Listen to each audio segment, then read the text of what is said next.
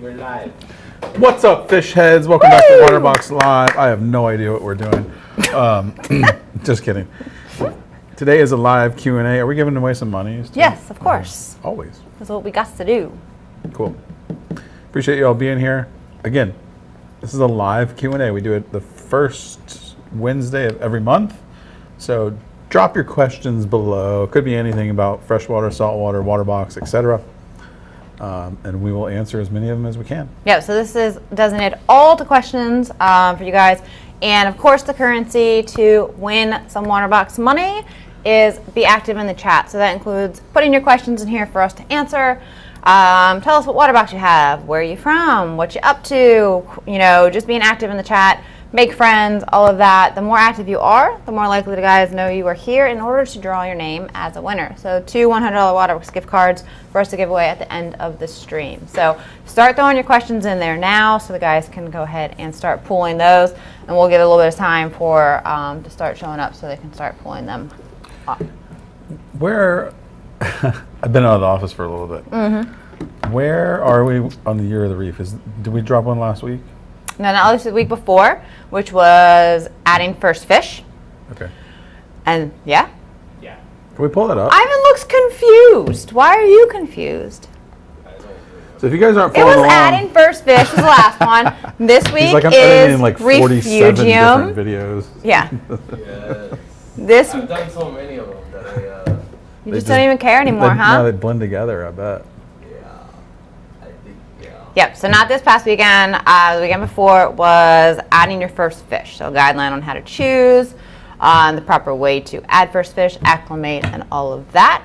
And then this weekend will actually be all about Refugeiums, how to set one up, the benefits, also downfalls, maintenance, and everything along with that. Nice, So nice. the Year of the Reef is coming along.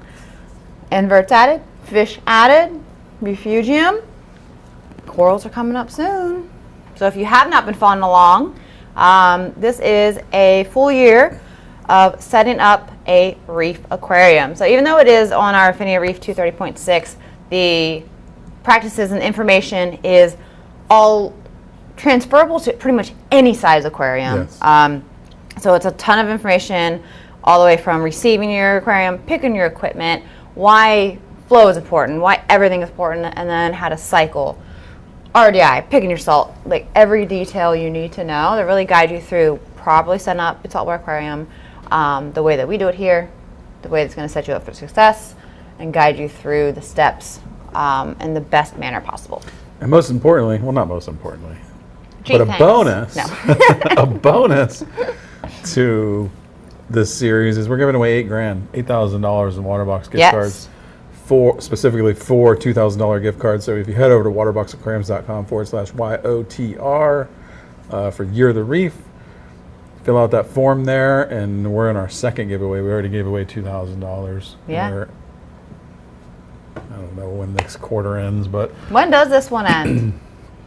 The current one ends on July 30th. June 30th. June 30th. So at the end of this month. So get in there, get signed up, get all the bonus entries that you can. Take advantage of that. And again, there's a lot of you just joining us. This is a live Q&A, so ask us any questions about aquarium, saltwater, freshwater, water box, etc. And we're giving away 2 $100 Waterbox gift cards. So get active in the chat, drop those questions. Tell us about if you've got a Waterbox recently, what you're setting up, how long you've had them, everything. So this is open Q&A, conversation, all of that. Yeah, and speaking of Year of the Reef, you said corals are coming soon, but that tank's looking mighty fine. Well, yeah, it's not happening in real time in the videos. It'll be exciting for you guys to see that. I feel like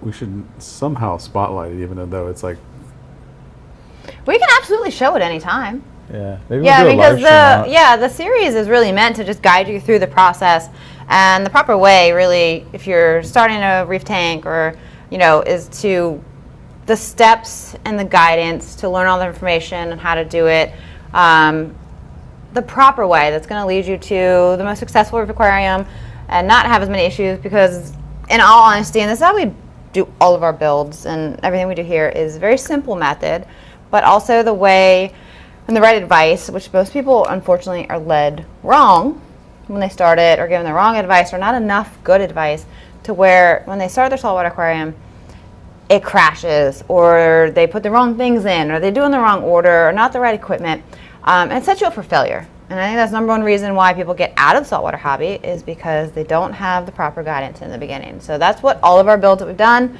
including Year of the Reef, is to really show you the simple, easy way. Even if you've never had a saltwater aquarium, you could get a 6-foot, 230-gallon aquarium and set it up the right way and have success as your very first saltwater aquarium, but just following the right steps. So, and it doesn't have to be complicated, and that's really our goal. We don't make it very complicated here at all.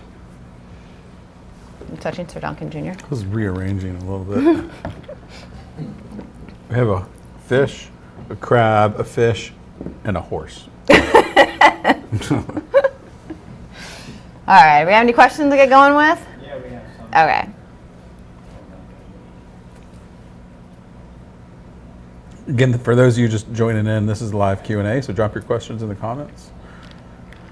I'm thinking about getting an all-in-one 25 and starting my first saltwater tank. Any advice? It's a great starting size as far as like budget and kind of like getting a feel for it. However, just know anytime you start with something smaller, it technically is harder. You can't put as much in it, which is very hard to limit yourself on how many fish you put in. And also your water changes and dosing and stuff has to be a lot more precise. So just know going into it, your hands-on with a smaller aquarium is actually going to be more than with something larger. And understand your limitations on how many fish you can really keep in a 25. You know, you're talking just a couple fish, unless you're going super nano ones.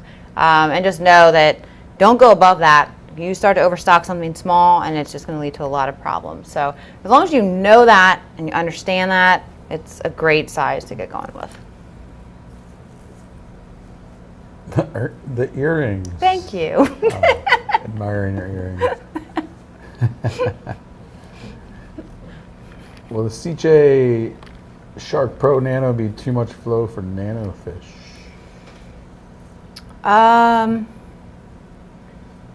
It depends. It's going to vary a lot on the size aquarium, kind of how you have it directed, if there's rock or other aquascape to break it up, and how small those fish are. So it's going to have a lot of factors to it. Just know a lot of times nano fish, they really don't need a lot of flow. It's not going to generally go well for them. A lot of times I try for something a little bit, and it really depends on how nano we're talking of a tank and how nano of a fish, but something like a Nero 3 is going to have a more broad flow pattern than something like a more direct kind of like pointy nozzle type of filter or power head or something. So do consider the variable flow pattern and speed adjustability of something when you're dealing with nano fish. Any positive or negatives to using Refugeium muds or substrates? Depends on how you set it up. I feel like a lot of time Refugeium muds, they are not as popular as they were quite a bit ago. There were a few more brands out there that were used. They do have, a lot of trace elements and minerals in them, according to the companies that make them.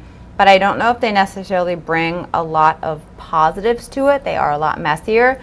Using something as basic as a sand can be good if you have macroalgae. Say you're doing a display Refugeium and you have macroalgae that need to be in sand. Then of course you need some kind of substrate in your Refugeium.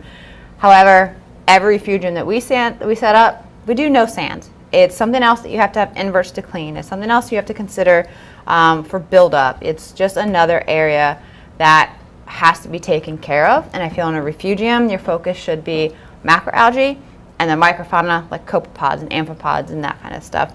Sand is generally left out of Refugeiums, I'd say 90% of the time. Does Carib Sea still make that? They used to have a mud. I do not know. I'm going to look. Go for it. Mineral mud. Mineral mud, yep. The only thing that comes up is Waterbox, and I did not search Waterbox. It looks like they do. Okay, yeah.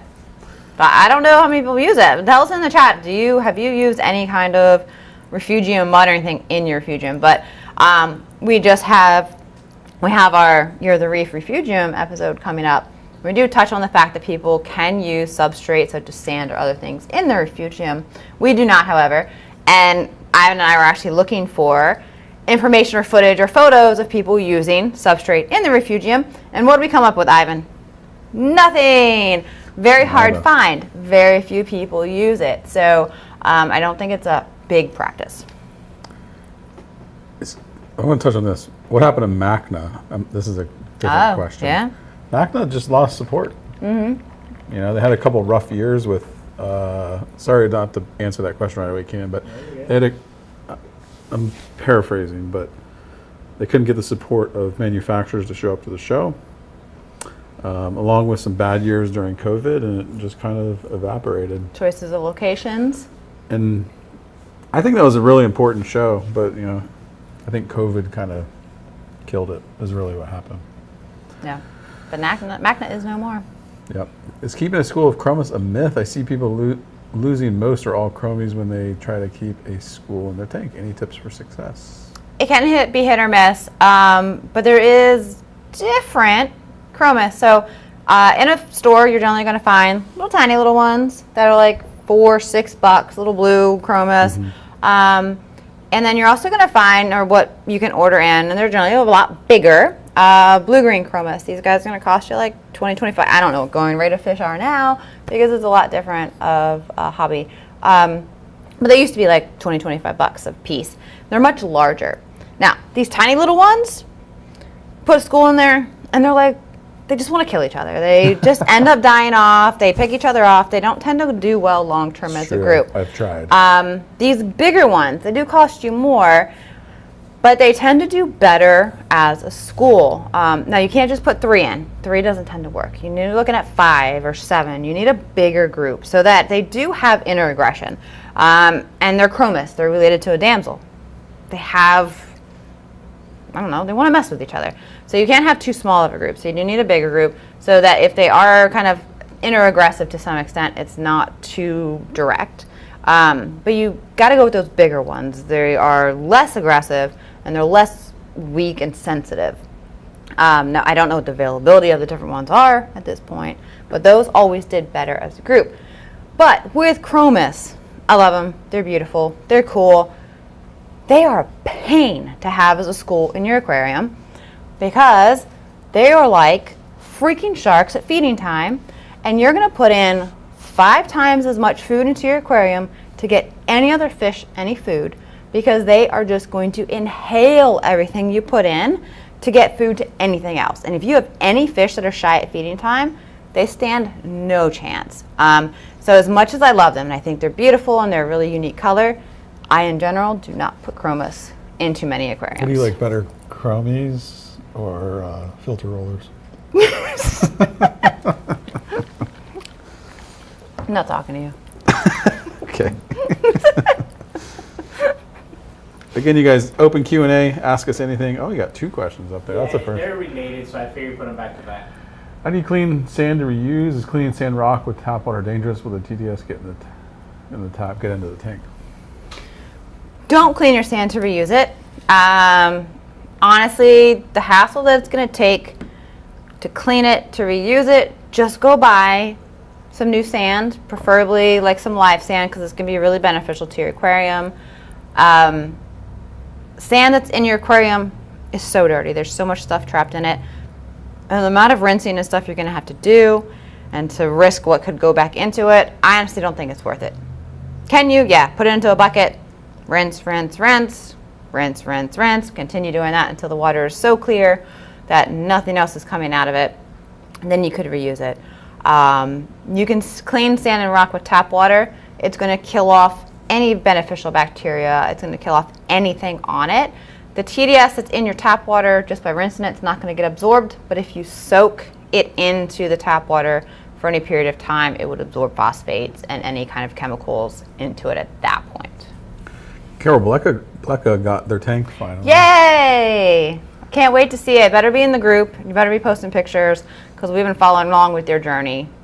and we need to see the aquarium set up. Yeah, absolutely. What is Reef Moonshiners?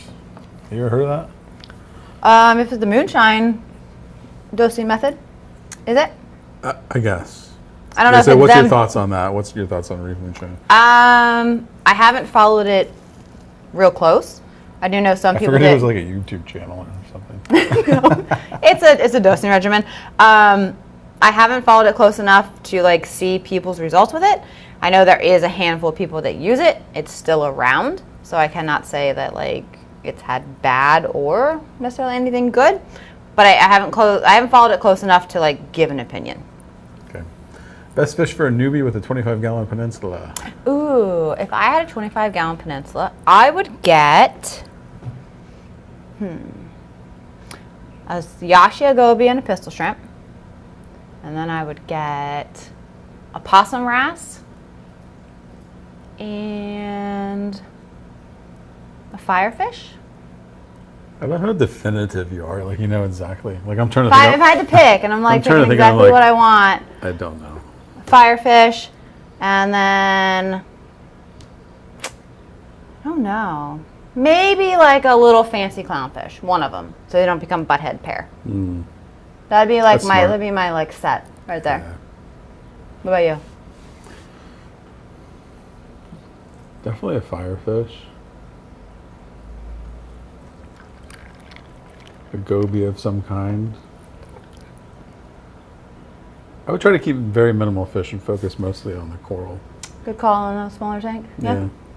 Make it easier maintenance. Is it okay to use dry rock in a quarantine? QT, if you guys are wondering, is quarantine tank. Yeah, I mean, honestly, a lot of times in quarantine, you're going to have to medicate. So a lot of times you're going to make the rock not live if you're using like something like copper or formalin or something like that.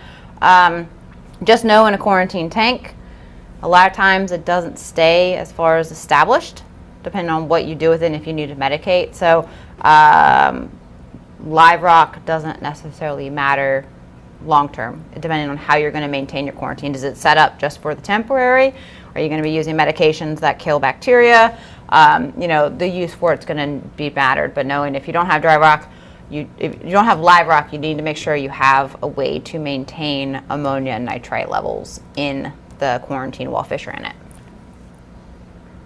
Keenan, I'm a little bit ahead of you, so if I take one of your questions. No, go ahead. Is the increase in cost on the aquariums due to tariffs? Yes. Yes, it is. I normally don't pick those. It's as No, I know, straightforward I know. as you can get. Yeah, no, we had a little price increase on June 1st. We gave you guys a heads up to take advantage of the current prices. And honestly, we tried to keep it as minimal as possible, as humanly possible. So I'm pretty happy with where they ended up. But yes, if you're asking, do tariffs increase prices on products? Yes, they do. Sadly so. Yeah. If I'm transplanting a 3-year-old tank with live rock to a new Waterbox tank, how long does the cycle take? All right, I'm taking a 3-year-old tank with live rock to a new Waterbox. How long is that? Okay, technically, if you are, say, you put new live sand in, taking all of your live rock, and you're taking it over into the new aquarium, and your livestock is moving over as well, and you don't add any new livestock, no new fish or new coral at the time, technically, you don't really have a cycle because you're moving over the biological load that handled your livestock into the new one before. Technically you did lose extra bacteria that was in the live sand. So you do feed light, you do dose the bacteria, like our starter bacteria, for the first couple weeks and monitor closely. Now, that's one way to do it. Say, okay, you moved from a 40 gallon up to 150 gallon. It's gonna be a little bit different. You can put in rock in there, get that established, and then move everything over at that point.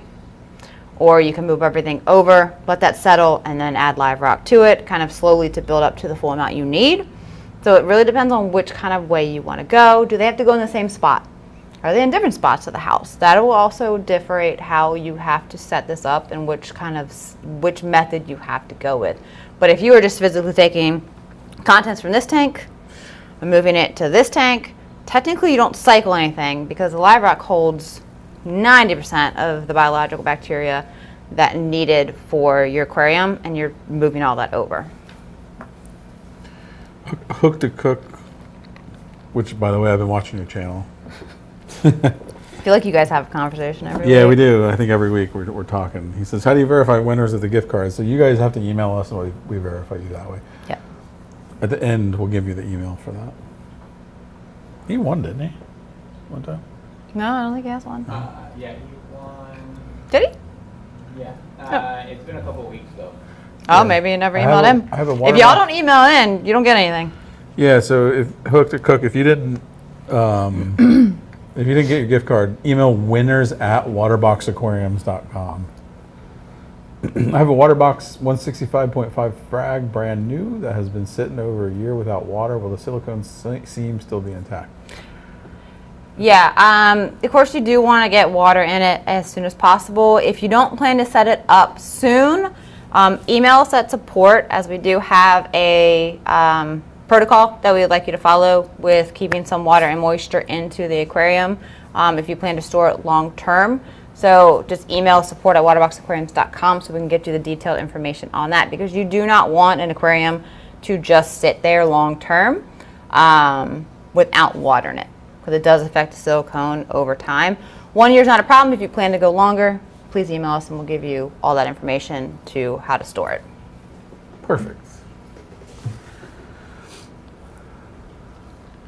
What do you think about the 3D planted, I guess that's probably supposed to be printed reefs being set up in our oceans that are already attracting fish back to them?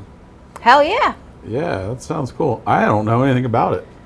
But I need. Seen them? No. With the big old That's pretty cool. dome things and like all these things that are like starting to attract fish and bring corals and all that back to it. I guess I've been living under a rock. I think if you see it, I think you'll know. I mean, I've seen, like, I didn't know about 3D printed specifically. I've seen where they make, like, artificial ones. That's one there on the right? Yeah, so this thing's 3D printed. Oh, wow. You can kind of see the lines in the. So they're trying to kind of, like, almost replicate, like, Yeah, like yeah. So bring Making the, lots of, like, crevices and, like, it was like, bring the fish back, and then eventually bring hopefully like coral spores and all that thing to start Yeah. like colonizing back into areas. oh, yeah. Give it a shot. I mean, if the oceans can stay stable enough, it'll work. yeah. But if our temperatures don't, like, Yeah. stop staying too warm, then I guess that's a whole nother think- conversation. Yeah. I'm trying to think if I've seen anything on, like, the Keys temperatures this year, but No, last year, but this year we're just getting into summer, so I don't know what the summer's going to do as far as our ocean temperatures. yeah. Very hot out there. It's already been.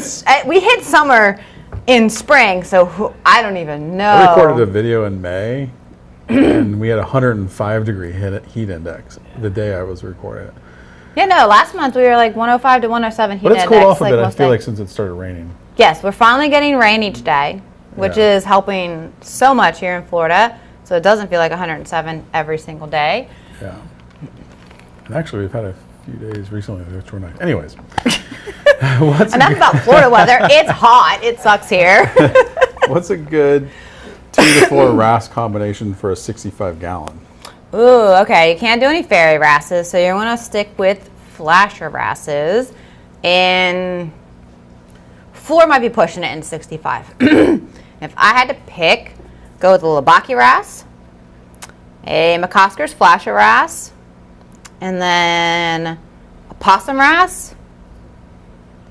I don't know if you could fit a fourth one in there. If you put them in last, you might be able to put a 6 line in. I think they're all different enough that you could probably get them all away with all of them. But don't put the 6 line in first, because he's going to be the most aggressive, and I think he'll be a problem.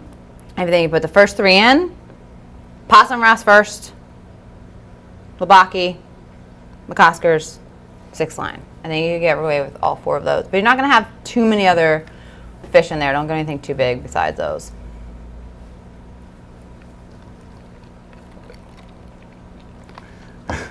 Which is better for the, Why are you sorry, I got stuff going on in my head. Which is better for the Waterbox Marine X 60.2? 2 Nero 3 power heads or 1 Nero 5?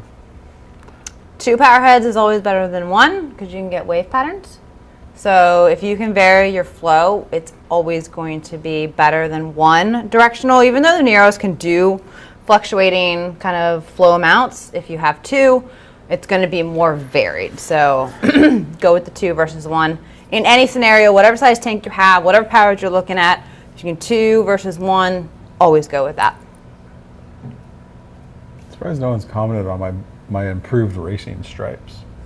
Are you sad that they haven't? I am a little bit. Are I you? really worked hard. Been fishing for like 4 days straight.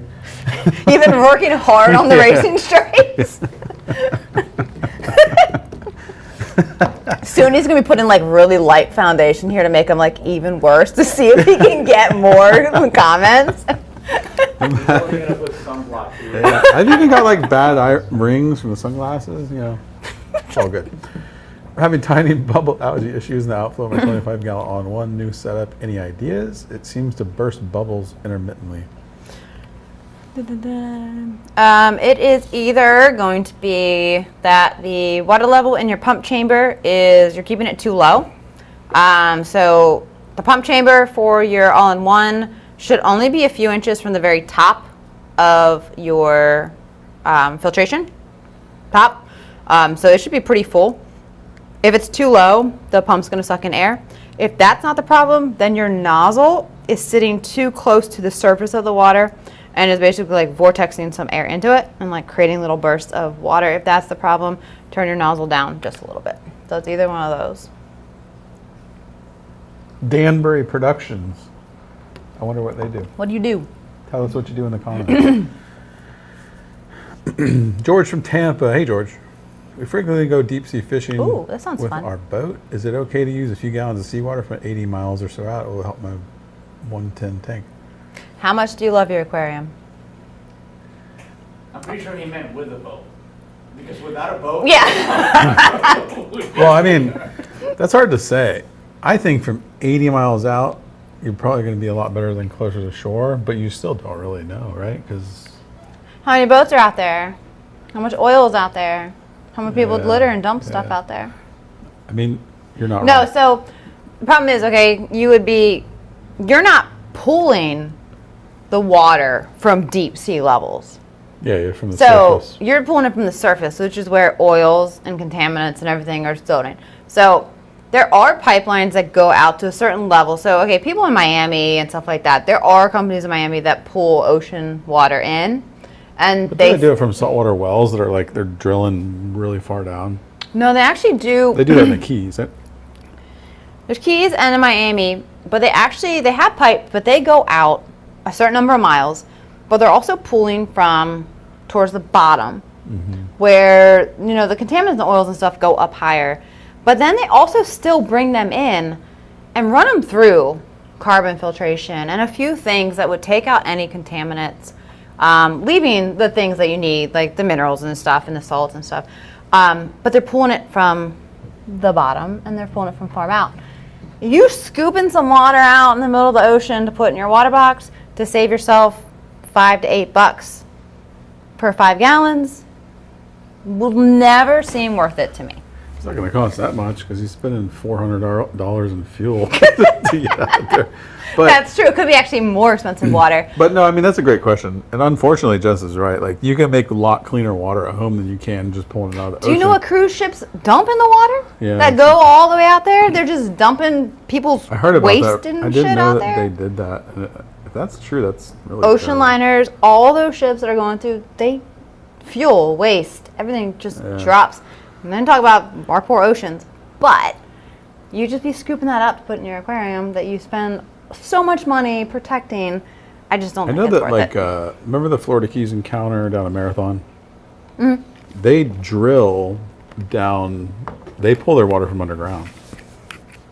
Okay, yeah. I mean, that's the only way it makes sense. I mean, ORA uses salt water, Yeah. but they have, But I think they're doing the same thing. yeah, I think they pull, drill. They pull down, and it's from a certain distance. They Yeah. pull all the way through, and they still run it through precautionary steps Yeah, like before they filtration and use stuff. it. Yeah. Just in case, because it's still, you don't know what us humans are doing to our nature and our oceans. To just put that straight into it. That's a much longer topic. It is. Next week, we're going to talk about our oceans.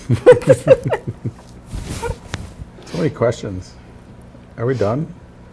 Well, I mean, we're at the half-hour mark. Yeah. Yeah. People really want us to get sunglasses.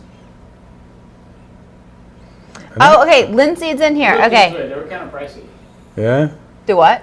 Sunglasses. Sunglasses? Oh, People, yeah. because they can go outdoors and get the racing stripes. I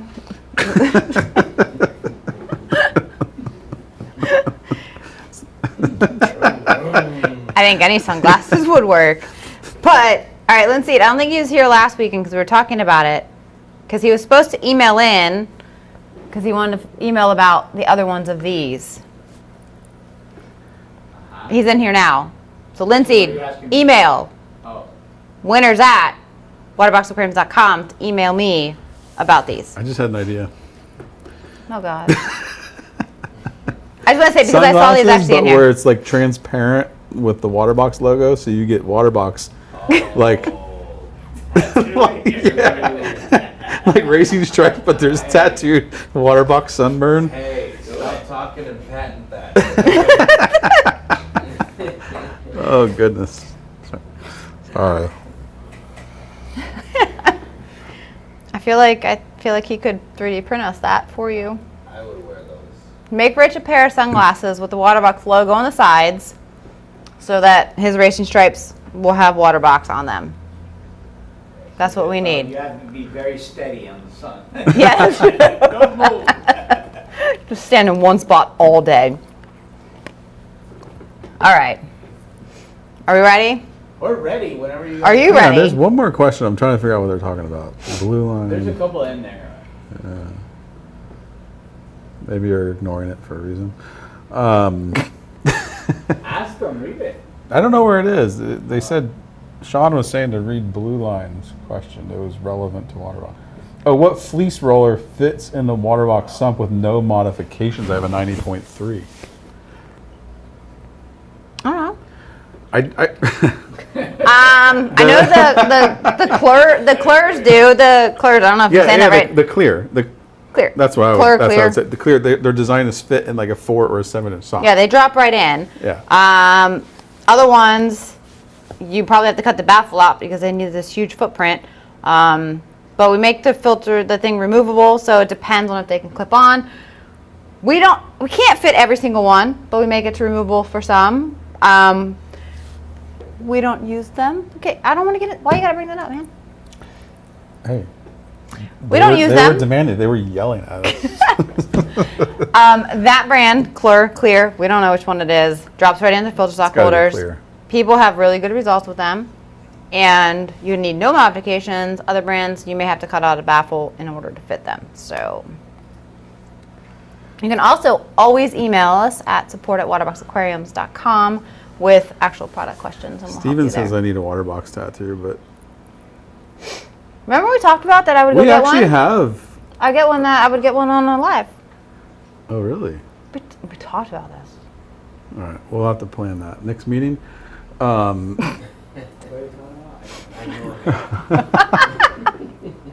had a Waterbox fan that got a Waterbox tattoo Yeah, years he's ago. in Canada. It's on the back of his leg. Yeah. We sent him a frag tank for it. Bet. We Was it a bet? Yeah, it was a bet. He did it. That was so long ago. That That was was, probably like 2019 or something. Yeah, it was like at least 5 or 6 years ago.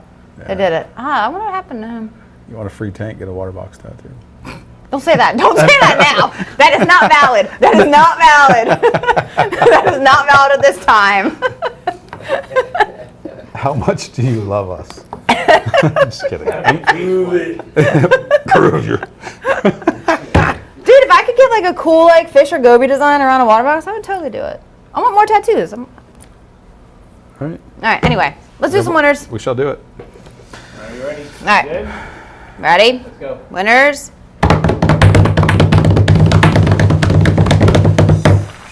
That felt like a really long drum roll. George Mavro and Hooked to Cook. Hey! Look at that. All you gotta do is say you didn't win, you win. Winners at waterboxaquariums.com, and you'll get you hooked up with your cards.